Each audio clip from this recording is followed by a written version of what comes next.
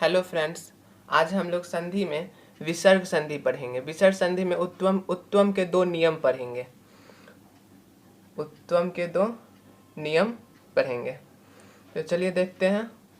पहला नियम है विसर्ग से पहले अ हो और विसर्ग के बाद अ हो तो विसर्ग का उ हो जाता है। चलिए देखते हैं। पहला नियम लिख लेते हैं। विसर्ग से पहले अ हो और विसर्ग के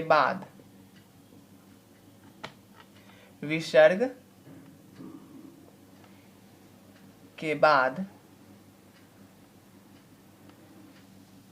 अ हो तो विसर्ग का उ हो जाता है।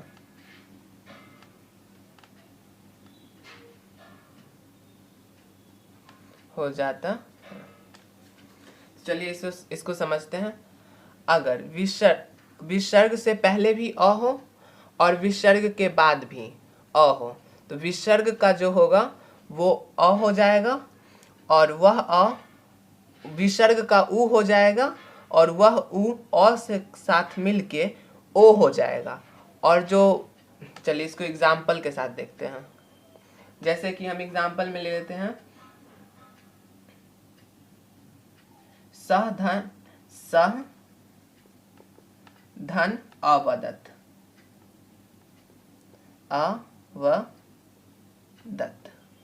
तो यहाँ पे देखिए विसर्ग है, यह विसर्ग है।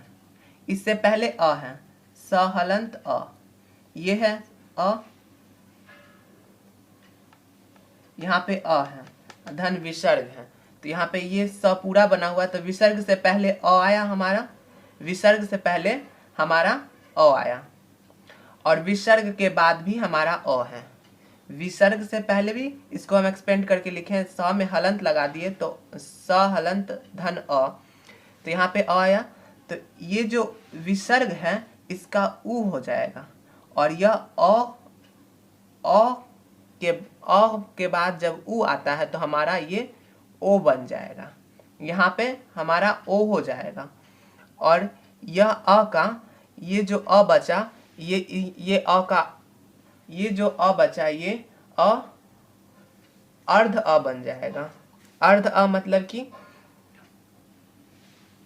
अवग्रह हो जाएगा, मतलब कि जैसे कि ऐसे जो लिखते हैं ये अवग्रह हो जाएगा, आधा अ बन जाएगा, अर्ध अ।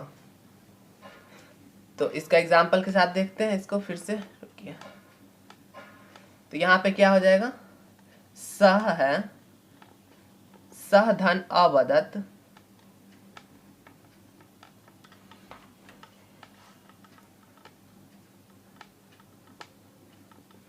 सह धन अवदत्त। तो ये विसर्ग का उ हो जाएगा क्योंकि अ है विसर्ग से पहले। जब अ रहेगा विसर्ग से पहले तब यहाँ पे विसर्ग का उ हो जाएगा और विसर्ग के बाद भी अ है, विसर्ग से पहले भी अ है, विसर्ग के बाद भी अ है। तो हमारा क्या हो जाएगा, विसर्ग का उ हो जाएगा और विसर्ग से पहले अ है तो यहाँ पे इस दोनों की जगह हमारा ओ हो जाएगा। यहाँ पे गुण संधि हो जाएगा, अ या आ के बाद उ या उ रहता है तो हमारा ओ हो जाता है। यहाँ पे गुण संधि के कारण ये ओ हो जाएगा और ये अ का ये अर्ध अ हो जाएगा, अर्ध अ। तो इसका क्या हो जाएगा, इसका हो जाएगा यहाँ पे गुण संधि हुआ, अ और उ मिलके ओ बन गया तो सो हो गया और यहाँ पे अ का अर्ध अ हो जाएगा, शो वदत, शो अवदत।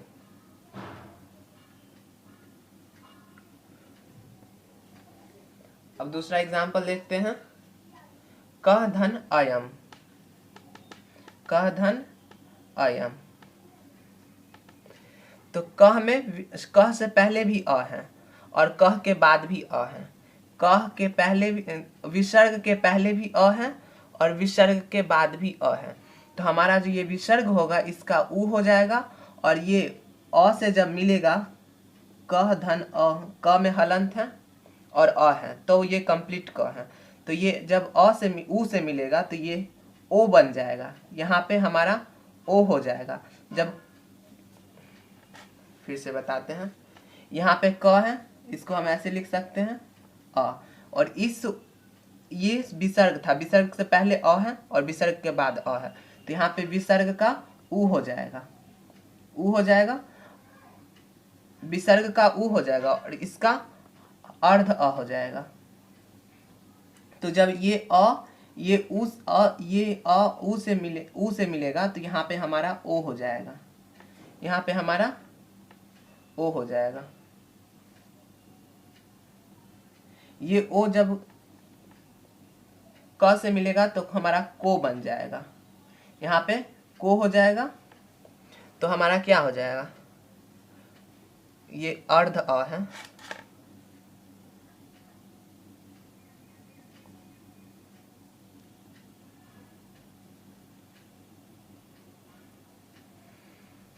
अयम, को अयम।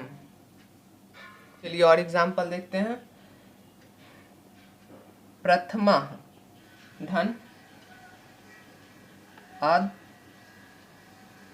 अध्याय,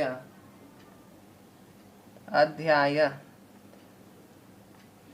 तो विसर्ग से पहले भी अ है, म में अ है और विसर्ग के बाद भी अ है, तो हमारा क्या हो जाएगा, अ विसर्ग का ऊ हो जाएगा, और वह ऊ जब अ से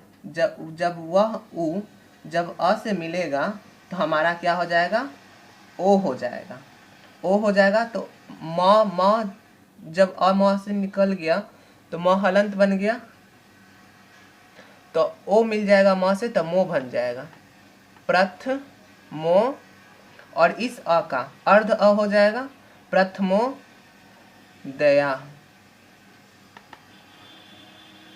एक और एग्जाम्पल देखते हैं, ये एग्जाम्पल आपसे जरूर सॉल्व हो जाएगा। यश धन अभिलाषी।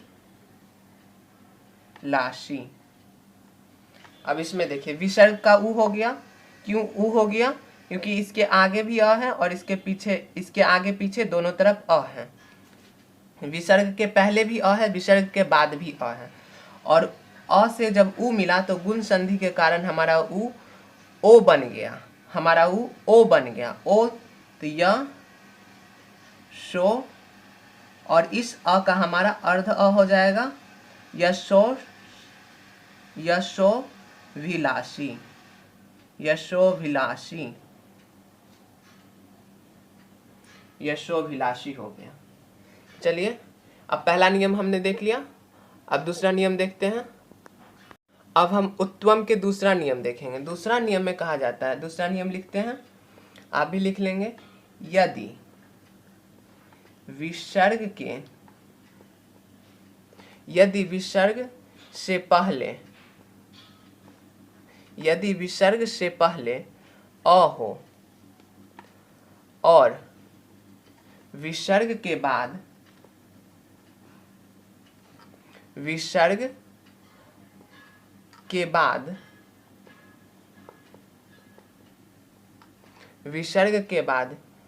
किसी भी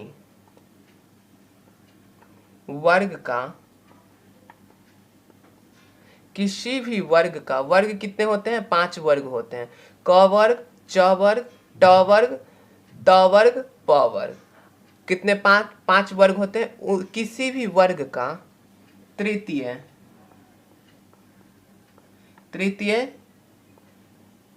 चतुर्थ, पंचम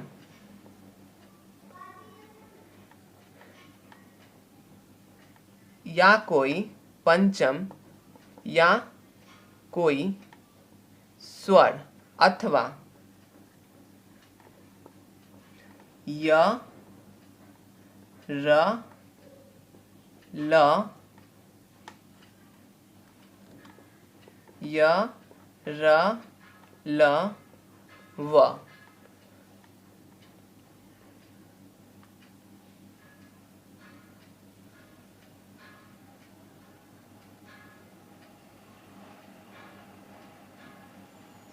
य र ल व और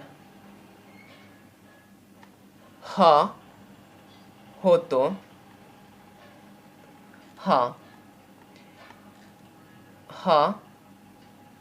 हो तो विसर्ग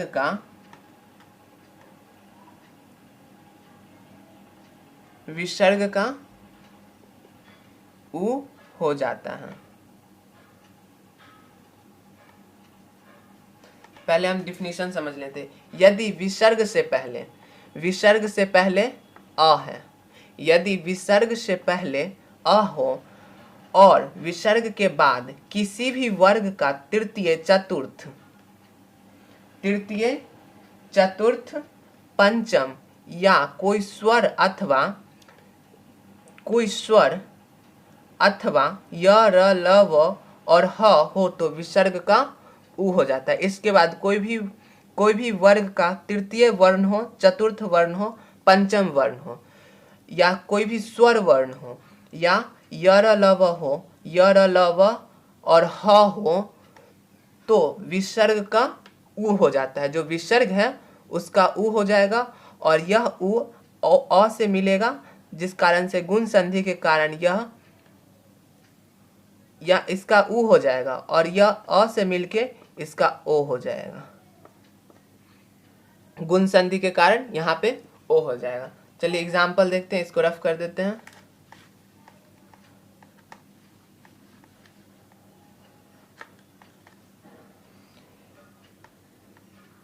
एग्जाम्पल देखते हैं, जैसे कि मन धन रथ। मना में अ है, विसर्ग से पहले अ है और विसर्ग के बाद य र ल व आया र, तो हमारा जो ये विसर्ग है इसका उ हो जाएगा और इधर अ है तो ये हमारा ओ बन जाएगा, इतना ही है, सिंपल सा है। विसर्ग का उ हो जाता है तो यहाँ पे, और इधर वाला जैसा था वैसा ही लिखाएगा। इधर विसर्ग का उ हो गया और म में अ है जिस कारण से मो बन गया, मनोरथ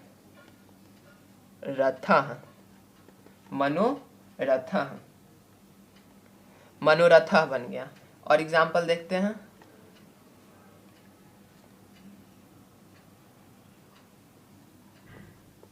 पुरा धन हिता। पुरा में हमारा यहाँ पे विसर्ग है, ये हमारा विसर्ग है, इस विसर्ग का हमारा क्या हो जाएगा, उ हो जाएगा। और र में अ है और यहाँ हमारा ह आया है। किसी भी वर्ण, कोई भी वर्ण, मतलब यहाँ पे य र ल व ह हो तो क्या हो जाता है, उ का। अगर विसर्ग से पहले अ हो और विसर्ग के बाद तृतीय चतुर्थ पंचम या कोई स्वर वर्ण या य र ल व ह हो तो विसर्ग का क्या हो जाता है, उ हो जाता है। तो यहाँ पे ह आया, ह को उसको फुलफिल कर रहा है, डिफिनीशन को।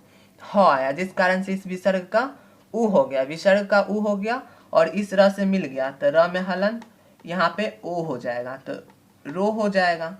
तो यहाँ पे पुरोहिता हो गया। और एग्जाम्पल देखते हैं, और एग्जाम्पल पय धन धरा। पय धन धरा ये किसका तृतीय ध, यहाँ पे ध आ रहा है, चतुर्थ वर्ण है ये ध हमारा चतुर्थ वर्ण है।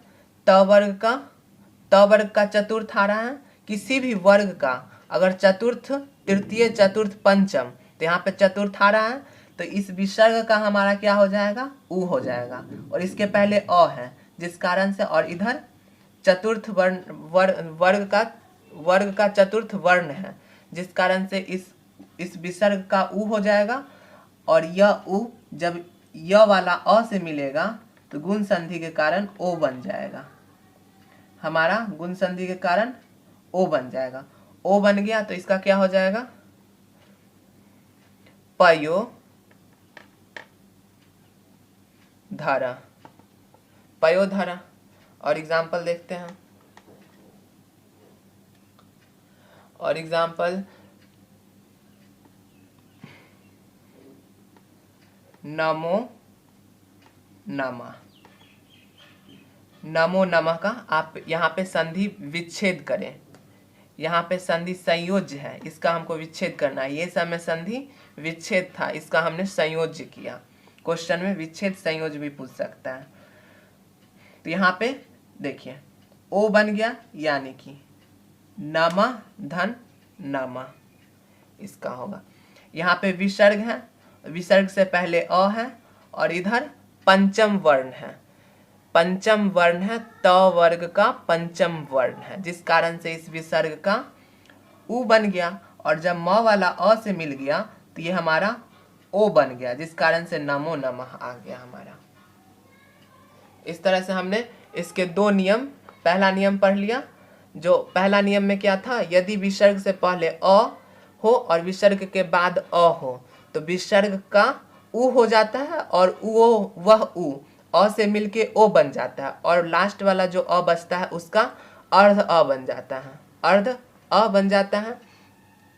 और दूसरा नियम में हमें पढ़ा, यदि विसर्ग से पहले अ हो और विसर्ग के बाद तृतीय चतुर्थ पंचम किसी भी वर्ग का तृतीय चतुर्थ पंचम या स्वर वर्ण अथवा यर लव ह हो तो वो हमारा विसर्ग का हमारा उ बन जाता है, और वह उ पहले वाले अ से मिलके गुण संधि के कारण ओ बन जाता है।